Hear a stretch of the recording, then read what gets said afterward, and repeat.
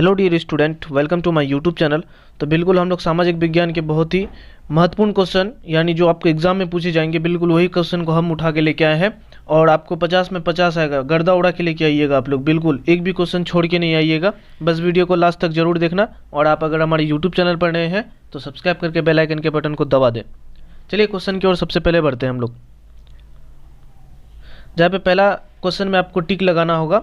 धर्मनिरपेक्षता को सन 1976 में संविधान के किस संशोधन द्वारा भारत के प्रस्तावना में शामिल किया गया था?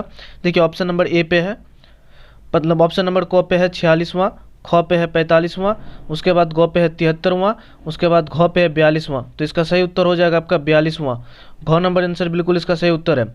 उसके बाद दूसरा नंबर प्रश्न को देखते हैं, जहाँ पे बोल रहा है 2001 की जनगणना के अनुसार भारत की जनसंख्या है। 2011 की जनसंख्या के अनुसार भारत की जनसंख्या का घनत्व है, देखिए क पे है आपका 1102, ख पे है 324, ग पे है 573, घ पे है 382। तो इसका सही उत्तर हो जाएगा घ नंबर आंसर 382, बिल्कुल सही उत्तर है आपका। उसके बाद तीसरा नंबर प्रश्न को देखते हैं, जहाँ पे बोल रहा है सारे जहाँ से अच्छा हिंदुस्तान हमारा कविता की रचना किसने की थी, मतलब इसको लिखा किसने था? देखिए क पे है मिर्ज़ा गालिब, दूसरा ख पे है जहाँ पे बोल रहा है अल्लामा इकबाल, उसके बाद ग पे है हज़रत मोहानी, उसके बाद ग पे है बिस्मिल अजीमाबाद। तो इसका सही उत्तर हो जाएगा ख नंबर आंसर, बिल्कुल सही उत्तर है, अल्लामा इकबाल ने किया था। उसके बाद चलते हैं 4 नंबर, जहाँ पे बोल रहा है महात्मा गांधी भारत में सत्याग्रह का प्रथम प्रयोग कहाँ किए थे? तो इसका सही उत्तर हो जाएगा चंपारण में किए थे। कहाँ पे? चंपारण, ख नंबर उसका बिल्कुल सही उत्तर है। उसके बाद आगे देखते हैं दूसरा नंबर प्रश्न को, जहाँ पे बोल रहा है रिक्त स्थानों की पूर्ति कीजिए, मतलब खाली स्थान को आपको भरना है। जहाँ पे बोल रहा है भाषा के आधार पर सबसे पहले डैश राज्य का गठन हुआ था। भाषा के आधार पर किस राज्य का गठन हुआ था? देखिए पहला पे यहाँ हिमाचल है, दूसरा में आंध्र प्रदेश, तो इसका सही उत्तर होगा आंध्र प्रदेश। उसके बाद है सहकारिता का मूल मंत्र डैश काम करना होता है, उसका काम क्या करना होता है? तो इसका सही उत्तर हो जाएगा मिलजुल कर। और पहला होगा आंध्र प्रदेश, बिल्कुल याद कर लीजिए आप लोग, यही प्रश्न आपको वहाँ पूछेगा। तीसरा नंबर प्रश्न को देखते हैं, जहाँ पे बोल रहा है भारतीय संविधान लिखने वाली सभा में डैश सदस्य थे, मतलब कितने सदस्य थे? तो इसका सही उत्तर क्या हो जाएगा? बिल्कुल सही उत्तर 299, याद कर लीजिए आप लोग। उसके बाद 4 नंबर है, जहाँ पे बोल रहा है वहाबी आंदोलन का नेतृत्व भारत में डैश के द्वारा किया था, किसके द्वारा किया गया था? तो इसका सही उत्तर होगा विलायत अली, जो कि ऑप्शन नंबर यहाँ ऑप्शन मानिए वही ए पे है, पहला नंबर पे है जो, वही उसका सही उत्तर होगा। उसके बाद तीसरा नंबर को देखते हैं, जहाँ पे बोल रहा है मिलान कीजिए स्तंभ ओ को बो के साथ। देखिए हाथियों का देश किसे कहा जाता है? तो थाईलैंड को कहा जाता है। किसको? थाईलैंड। उसके बाद उगते हुए सूरज का देश किसको कहा जाता है? जापान को। बिल्कुल इसी तरह आपको मिलाना है। बंगाल विभाजन कब हुआ था? 1905 में। रॉलेक्ट एक्ट कब पारित हुआ था? 1919।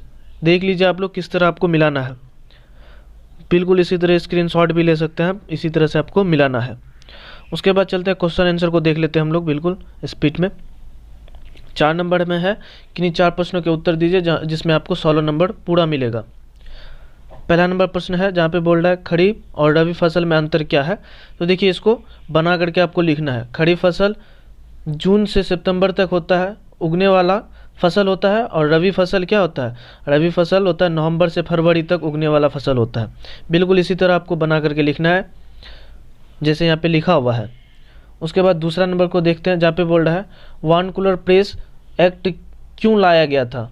तो देखिए इसका सही उत्तर आपको क्या लिखना है आंसर में, ताकि भारतीय अखबारों पर पाबंदी लगाई जा सके और वे अंग्रेज के खिलाफ कुछ ना लिख सके या कुछ कह ना सके। इसी तरह आपको बना करके बिल्कुल आंसर लिखना है आपको।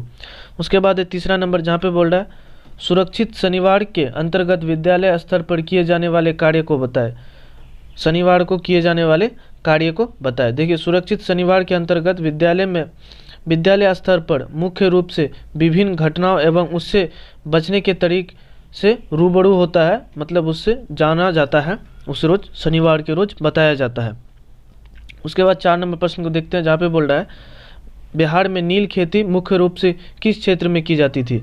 बिहार में नील की खेती मुख्य रूप से किस क्षेत्र में किया जाता था, उसके बारे में आपसे पूछ रहा है। तो इसका सही उत्तर क्या लिखना है? बिहार में नील की खेती चंपारण जिले की और अधिक से अधिक की जाती थी, चंपारण जिले की तरफ ज़्यादा से ज़्यादा किया जाता था। बिल्कुल आपको बना करके हल्का लिखना है इसको। उसके बाद चलते हैं आगे, देखते हैं 5 नंबर प्रश्न को, जहाँ पे बोल रहा है ग्राम कचहरी के बारे में आप क्या जानते हैं। देखिए आपको 4 ही प्रश्न का उत्तर देना है, लेकिन आपको हम सारे प्रश्न का उत्तर आपको लिखा देते हैं ताकि आप वहाँ पे बिल्कुल बना करके लिख सके, एक भी क्वेश्चन आपका छूटे ना। देखिए ग्राम कचहरी के बारे में आप क्या जानते हैं, तो इस तरह लिखना है, ग्राम कचहरी पंचायत स्तर पर का न्यायालय है। जिस तरह से कोर्ट वोट होता है, न्याय करता है, उसी तरह ग्राम कचहरी पंचायत स्तर पर न्याय का काम करता है या न्यायालय है, जिसका प्रधान सरपंच होता है। न्याय का यहाँ का जैसे वहाँ पे न्यायाधीश होता है, उसी तरह से यहाँ पे सरपंच काम करता है। बिल्कुल इसी तरह आपको बना करके लिखना है, ग्राम कचहरी पंचायत स्तर पर न्यायालय है जिसका प्रधान सरपंच होता है। उसके बाद देखते हैं 6 नंबर, जहाँ पे बोल रहा है 1857 की क्रांति के तत्कालिक कारण क्या थे। 1857 के कारण क्या थे क्रांति का जो हुआ था। देखिए उस समय का तत्कालिक कारण मुख्य रूप से सैनिक के धर्म के साथ खिलवाड़ करना था। क्या था? सैनिक के साथ धर्म का खिलवाड़ करना था। बिल्कुल इसी तरह आपको बना करके लिखना है और आपका पूरा का पूरा नंबर मिलेगा। देखिए आपको हम 6 प्रश्न करवा दिए, जिसमें आपको 4 ही प्रश्न का उत्तर देना है। उसके बाद देखते हैं 5 नंबर प्रश्न, जहाँ पे बोल रहा है किसी एक प्रश्न का उत्तर दीजिए। आपको 3 प्रश्न दिया है, जिसमें से किसी एक का उत्तर देना है। तो देखिए कहाँ पे पूछा है, जल जीवन हरियाली का महत्व पर प्रकाश डालें। उसके बाद मुख्यमंत्री विद्यालय सुरक्षा कार्यक्रम के लक्ष्य का उद्देश्य का वर्णन करें। उसके बाद गौ पे औद्योगिक क्रांति से आप क्या समझते हैं। तो देखिए आपको जिसका पता हो तो उसके बारे में लिख सकते हैं बिल्कुल, और आपको मैं एक लिखा देता हूँ यहाँ पे गौ पे, अगर आपको पता नहीं हो। देखिए औद्योगिक क्रांति से आप क्या समझते हैं, तो इसका सही उत्तर लिखना है आपको। औद्योगिक क्रांति का अर्थ है जब उत्पादन का काम हाथ से ना होकर बल्कि मशीनों से होने लगे, तब औद्योगिक, उसे ही हम लोग क्या कहते हैं, औद्योगिक क्रांति। इस तरह आपको बना करके लिखना है बिल्कुल, और आपका 10 नंबर यहाँ पे पूरा मिल जाएगा आपको। तो बिल्कुल यही प्रश्न आपको पूछेगा, 50 का 50 क्वेश्चन हम लोग 50 नंबर का आपका करवा दिए हैं। और वीडियो कैसी लगी कमेंट पर ज़रूर बताना। फिर मिलते हैं नेक्स्ट सब्जेक्ट का वीडियो लेकर के, तब तक के लिए इतना ही। जय हिंद।